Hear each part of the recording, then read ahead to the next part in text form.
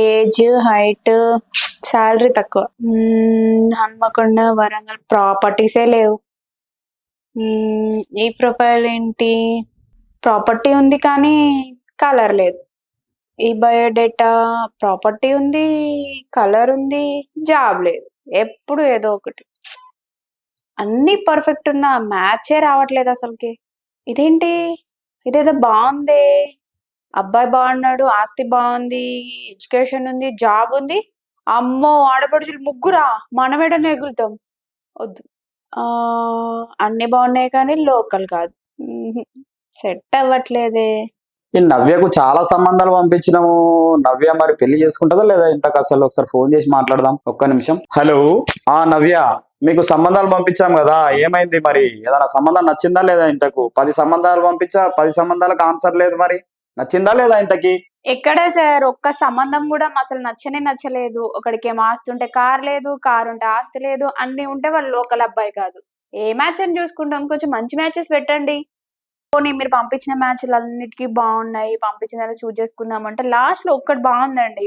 అబ్బాయికి ప్యాకేజ్ ఉంది, మళ్ళీ ఆస్తి ఉంది, అంతా ఉంది. కానీ అన్ని ఆస్తులు ఉండి 35 లక్షల ప్యాకేజ్ ఉండి ఒక చిన్న కార్ కూడా లేకపోతే ఎలాగండి? మరి అంత పిసినారా? లైఫ్ అంతా ఎలా నెగలకొస్తాం ఆ అబ్బాయితోటి? కష్టం అండి బాబు. అది కాదు నవ్య, ప్రతిదానికి నువ్వు అట్లా చెప్పుకుంటూ పోతే నేను సంబంధాలు తీసుకురాలేను. నీకు కష్టం అయిపోతుంది, నీకు అర్థమైతే లేదు.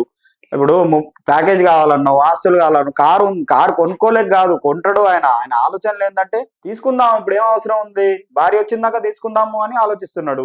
ఆమెకు నచ్చింది కొందామని చూస్తున్నాడు కారు. అట్లా కాదు సార్. ఇప్పుడే ఏది కొనలేనోడు రేపు పెళ్ళైన తర్వాత మాత్రం ఏం తీసుకుంటాడు కారు? అప్పుడు కూడా మనకు కారు వద్దులేండి అన్నాడు అనుకోండి, అప్పుడు ఎవరికి చెప్పేది? అంతే కదా. అందుకనే ముందు ముందు మీకు చెప్తున్నాం, అర్థం చేసుకోండి. అమ్మాయిలం కదా, ఆ మాత్రం ఆలోచిస్తాం కదా, ఫ్యూచర్ ఆలోచిస్తాం కదా.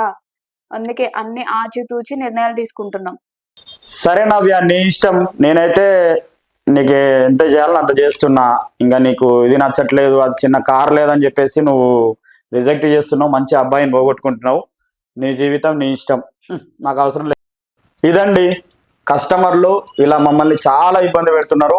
బేసిక్గా అమ్మాయిలు అయితే ఇలాంటివే అడుగుతున్నారు. అందుకోసమే ఈ వీడియో చేసిన నేను. చాలామంది బాధపడుతున్నారు. మ్యారేజ్ మీడియేటర్లు, మ్యారేజ్ మధ్యవర్తులు, పేరయ్యలు, ఆంధ్ర తెలంగాణ మొత్తం బాధపడుతున్నారు. ఎంత బాధ అంటే వాళ్ళ బాధ వర్ణించలేకపోతున్నాము. చిన్న చిన్న విషయాలకు మంచి మంచి సంబంధాలు వదులుకుంటున్నారండి. ఏం చెప్పాలి చెప్పండి? డైరెక్ట్ అమ్మాయిలు అలాగే ప్రవర్తిస్తున్నారు, అమ్మాయి తల్లిదండ్రులు అలాగే ప్రవర్తిస్తున్నారు, అమ్మాయి బ్రదర్స్ అలాగే ప్రవర్తిస్తున్నారు. మేమేమో సంబంధం కలపాలని మేము చూస్తున్నాము, వీళ్ళేమో వీళ్ళ సంబంధాలు వీళ్ళే చెడగొట్టుకుంటున్నారు.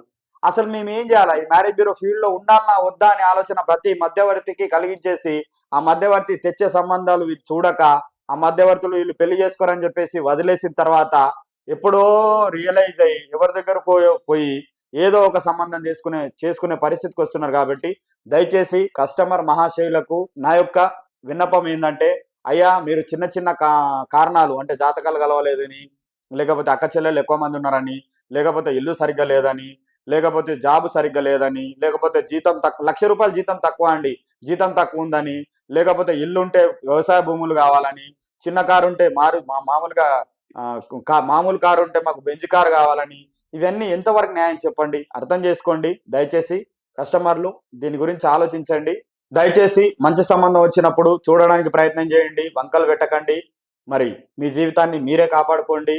మేము చేస్తున్న ఈ ప్రయత్నం మిమ్మల్ని వెక్కిరించాలని కాదు, మరియు మిమ్మల్ని ఇబ్బంది పెట్టాలని కాదు, మీలో మార్పు తీసుకురావడం కోసం తప్ప ఇక్కడ ఎలాంటి ఉద్దేశం లేదండి. కాబట్టి దయచేసి వివాహ వ్యవస్థను కాపాడాలని నా ఈ చిన్న ప్రయత్నంలో మీరు సహకరిస్తారని నేను కోరుకుంటున్నా. మీ తెలుగు రేఖ మ్యారేజ్ బ్యూరో, సాయిబాబా, జగద్గిరిగుట్ట, హైదరాబాద్. సంబంధాల కోసం చూస్తున్నారా? నేనున్నా రెడీగా. చూపిస్తా రండి, నమ్మకంతో రండి. తెలుగు రేఖ మ్యారేజ్ బ్యూరో ఉండగా టెన్షన్ ఎందుకు, దండగా.